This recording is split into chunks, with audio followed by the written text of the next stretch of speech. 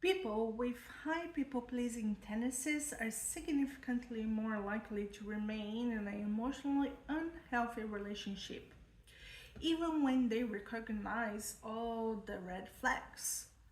Not because they don't see the harm, but because losing the relationship feels more threatening than actually losing themselves. Hi, I'm Camila Hess, systemic therapist. Hi, I'm Camila Hess, systemic therapist and founder of the Rebel Moms community. Every day, I help women escape their emotional prisons by teaching them how to balance motherhood, feminine power, and relationships. If that sounds like something you need, go ahead, hit the subscribe, and turn on the bell so you don't miss more of this content on emotional intelligence. Let's talk about the uncomfortable truth. Your need to please is not kindness, it's survival strategy. Somewhere in your early life, you learned that love was conditional, that approval came after performance, that safety came after compliance, that being good meant being agreeable. So you became high tuned and you learned to read moods, to anticipate disappointments, to adjust yourself before anyone asked. And now, and in your romantic relationships, you call it this love.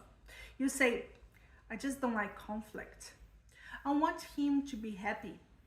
It's not that big of a deal.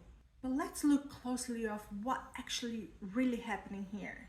He withdraws, you soften, he criticizes, you improve, then he gets distance, and then you try harder.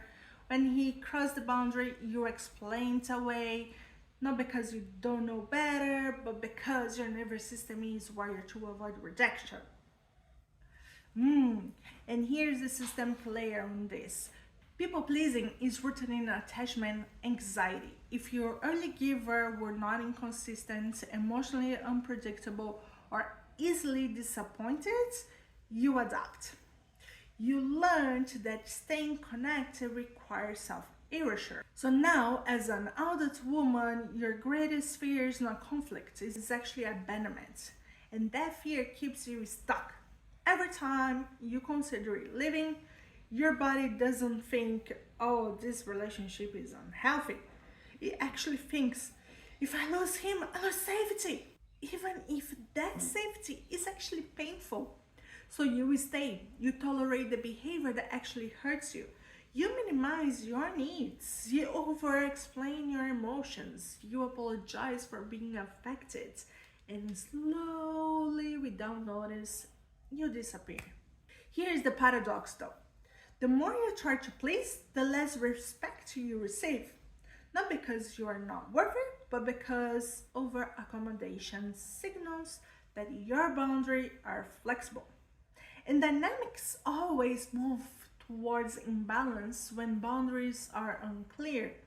A healthy partner doesn't need you to shrink. An healthy partner benefits when you do it. This is why shift is not becoming less kind, it's about becoming self-loyal. Self-loyalty means that you can tolerate someone's disappointment, you can survive someone's withdrawal. You can hold your own boundary without over-explaining. Because here's the uncomfortable truth. You are stuck because your identity is entangled with being chosen. And breaking that requires grieving the fantasy that if you just tried hard enough, you will finally feel secure. But love is not secure through performance. It's sustained through mutual emotional responsibility.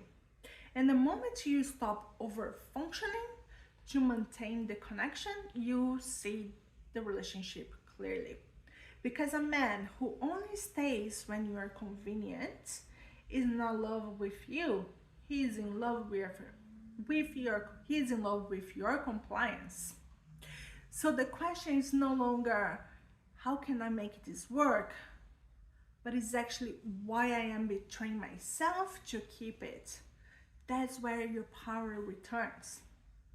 And if you're already following me, congratulations, you're growing your emotional intelligence every single day.